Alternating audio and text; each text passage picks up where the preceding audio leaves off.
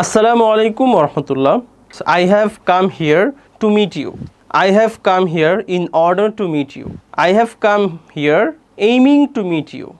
I have come here aiming at meeting you. I have come here for meeting you.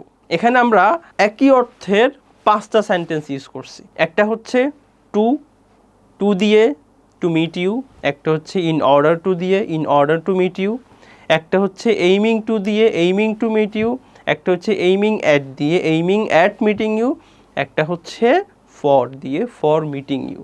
অর্থাৎ আমরা যখন উদ্দেশ্য বোঝাবো তখন আমরা এটা বিভিন্নভাবে এক্সপ্রেস করতে পারি।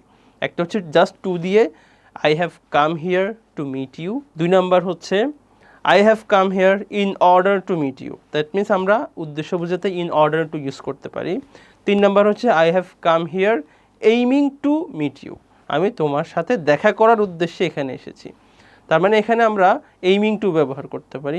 চার নাম্বারটা হচ্ছে I have come here aiming at meeting you, আমি তোমার সাথে দেখা করার উদ্দেশ্যে এখানে এসেছি। এখানে আমরা এইমিং অ্যাট, দেখেন এইমিং টু এবং এইমিং অ্যাটের পার্থক্য কি?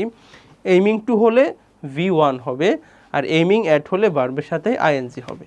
সর্বশেষ I have come here for meeting you, অর্থাৎ ফর হলেও ভার্বের সাথে আইএনজি হবে। এটা হচ্ছে উদ্দেশ্য বোঝাতে আমরা পাঁচভাবে একটা সেন্টেন্স ইউজ করতে পারি। That's all for today. আসসালামু আলাইকুম, ধন্যবাদ সবাইকে।